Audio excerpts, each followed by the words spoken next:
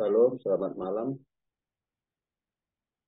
Nama saya Motlan, ID 286572020301202472, Course Doctorate in Systematic Theology, Profesor Dr. John Shear dari Holy Spirit Institute College Thailand.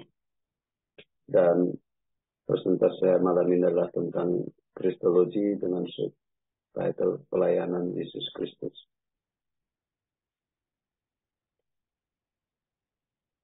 Dalam pelayanannya, yang pertama Yesus mengabarkan Injil Kerajaan Surga yang dimulainya pada saat dia berumur sekitar 30 tahun dalam Lukas 3:23. Dan pesan yang paling utama dari Yesus adalah bertobatlah sebab kerajaan surga sudah dekat. Matius 4 ayat 17 dan Markus 1:14-15 juga. Ada juga yang menekankan kepada dalam bertobat itu perlu dengan hati yang remuk, ya, duka cita menurut kehendak Allah menghasilkan pertobatan yang membawa keselamatan. 2 Korintus 7:10. Dan kabar ini juga disebut dengan Injil yang artinya kabar baik. Dan Tuhan Yesus menunjukkan keberadaan surga, keadaannya dan juga bagaimana masuk.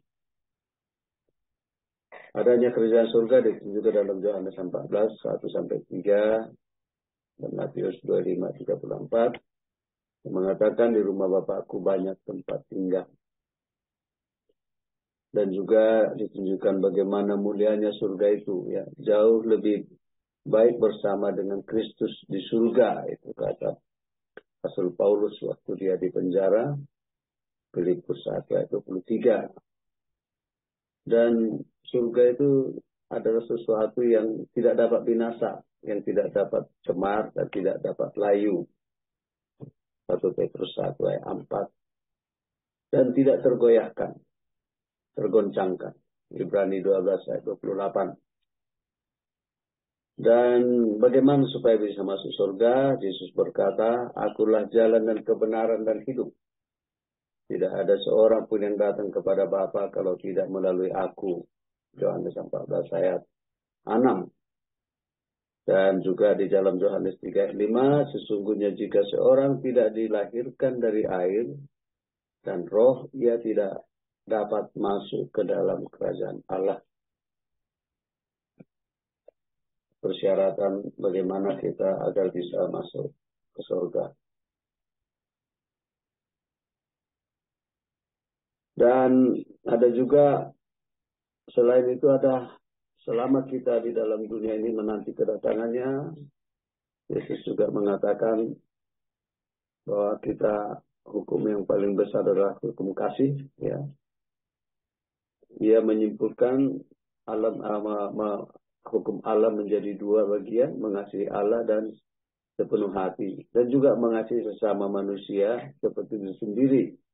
Itu di dalam Matius 2:36-40. Apabila kita saling mengasihi di dalam Kristus, kita juga mengasihi Allah. Jadi apabila kita dapat mengasihi sesama dengan kasih Tuhan, kita dapat memenuhi hukum kerajaan Allah. Kemudian upah kerajaan Allah, Tuhan Yesus berkata, dan setiap orang yang karena namaku meninggalkan rumahnya, saudaranya laki-laki atau perempuan, bapak atau ibunya, anak-anak, dan ladangnya, akan menerima kembali 100 kali lipat dan akan memperoleh hidup yang kekal. Matius 19:9. Dari pernyataan ini kita mengetahui bahwa kerajaan bekerja melayani kerajaan Allah sangatlah berharga. Matius 25:19-23. Di dalam pelayanannya juga Yesus selama bersama dengan muridnya setelah dia bangkit dari kematian mengadakan berbagai tanda dan mukjizat, melakukan banyak tanda mujizat dan penyembuhan untuk membebaskan orang dari kesusahan mereka. Yesus melakukan banyak hal untuk membantu memecahkan permasalahan manusia. Banyak orang menjadi percaya kepada Tuhan dalam Yohanes 3, 1-2, 41 dan 42, 45, Yohanes 15, 24. Selain perwujudan supernatural seperti menampakkan malaikat dan tanda ajaib di waktu kelahiran Yesus, penyucian bait Allah, transfigurasi Tuhan, itu di mana Yesus wajahnya bercahaya di bukit waktu berdoa dengan 3 muridnya. Kegelapan, gempa bumi, dan terbelahnya bait Allah di waktu penyaliban, makam yang terbuka, tentara yang berjatuhan, kebangkitan Yesus, dan penampakan malaikat setelah Yesus bangkit. Jadi ada di bawah ini diberikan beberapa di antaranya dalam penyembuhan penyakit. Anak perwira istana di Kapernaum yang disembuhkan dari penyakit, ya, Yohanes 4:6-4. Orang sakit di Yerusalem waktu Yesus memasuki bait Allah, banyak yang disembuhkan, Yohanes 5:1-9. Ibu mertua Petrus yang dalam sakit waktu Yesus berkunjung ke rumah Petrus, Matius 8:14-17, Markus 1:29-31, Lukas 4:38-39. Orang penderita kusta, Matius 8:22-4, Markus 1:40-45, Lukas 5:12-15. Orang lumpuh menjadi bisa berjalan, Matius 9:2-8, Markus 2:3-12, Lukas 5:17-26. Baru hamba seorang perwira tentara Romawi yang dalam keadaan sakit juga disembuhkan, ya, Matius 8:5-13, Lukas 7:1-10, dan yang lain-lain, ya. 2 juga pengusiran setan. Orang kerasukan setan di rumah ibadat.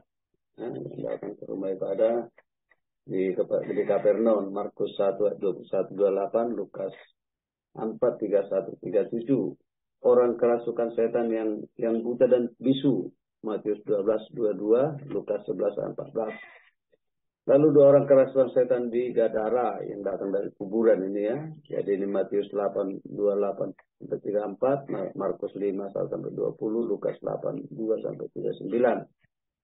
Orang bisu yang kerasukan setan juga disembuhkan, Matius 9:32-34. Anak perempuan Kanaan yang sudah juga yang kerasukan, ada Matius 15:27-28, Markus 8:24-30. Anak penderita ayan yang disebabkan oleh setan juga diusir, Matius 17:14-21, Markus 9:14-29, Lukas 9:31-43.